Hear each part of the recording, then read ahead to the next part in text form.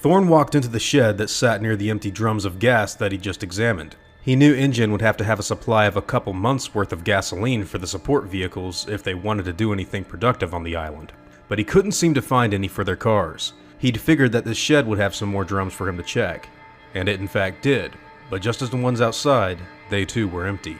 Feeling defeated, the doctor began to move towards the entrance to the shed to alert the others of their situation. But the man paused after he heard the unmistakable sound of heavy breathing. Something was wrong. Back at the lab, Richard Levine looked out into the distance with only the moon to light his view. He'd been waiting for Thorn for nearly a minute and was beginning to grow worrisome of what may be out in the dark waiting for them all. He listened to the soft sounds of the night and noticed that he could still hear the snarls of the angry raptors that had chosen to stay away from the entrance of the laboratory. Why had the raptors not followed them? This question calmed Levine. He loved working things out. Maybe they chose to stay away due to some atavistic fear of their birthplace.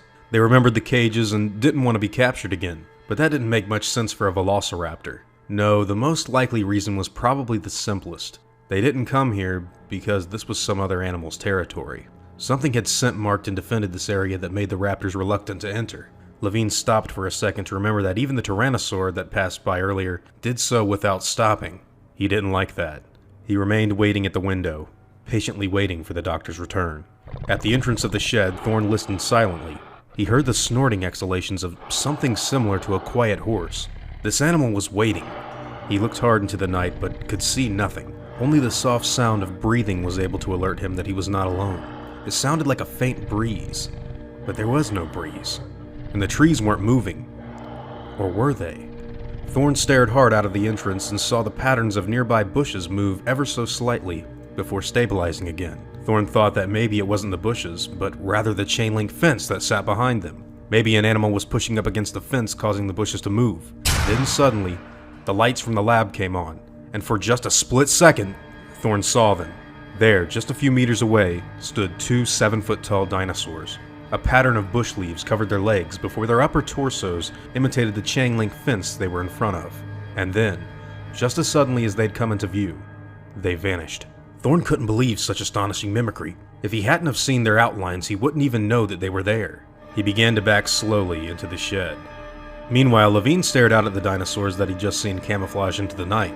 They'd been discovered as soon as Sarah flicked on the lights, yet had disappeared again so smoothly and unbelievably that it disturbed him. "What is it?" Sarah asked. But Levine just told her to look. She stared into the darkness for a moment but couldn't see what he was talking about. She didn't understand. Levine told her to turn out the lights again and look. When she did, she hurried back to the window to see what he was going on about. This time, she saw them instantly. "No shit," she whispered to Levine. "What are they?" Levine attempted to describe the camouflaging ability as something genetic that a chameleon may possess, but no chameleon he'd ever seen was able to produce such complex patterns. She grew impatient and asked again, "What are they?" Levine stopped to say that he presumed them to be Carnotauruses from Patagonia, 3 meters in height with bulldog-like snouts, and horns above their eyes, carnivorous, and currently hunting. Quickly, Sarah asked where Thorn was, to which Levine couldn't answer. She asked what they planned on doing, which startled the paleontologist. He had no idea what they should do, but he damn well knew that he didn't want to go out there. Sarah told Levine to go to the lights and turn them back on. And so he did. She called for him to shut them off instantly, and he did. Now on, now off. This caused the Carnos to become bothered. There was a refractory period within their complex invisibility. They didn't like their skins being changed so often. Sarah quickly grabbed hold of several flashlights and told Levine to follow her. Back in the shed, Thorn stared out in the darkness, desperately looking for the animals. Someone had been flicking the lights on and off at the lab, causing the Carnos to get anxious and move forward. Soon, he saw them. They looked like small tyrannosaurs, and they were advancing on his position. They began snorting and sniffing before one of them decided to lower its head and walk into the entrance. Thorn held his breath. He had no idea what to do.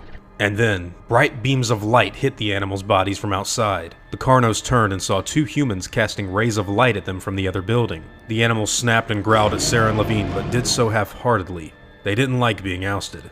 After a short while, they growled a final time and gave up, leaving the territory and moving off into the distance. Sarah called out to Thorn over the jungle, telling him that he'd better get back there before they come back. And just like that, a very grateful Dr. Thorn moved himself quickly towards the lights and away from the gas shed.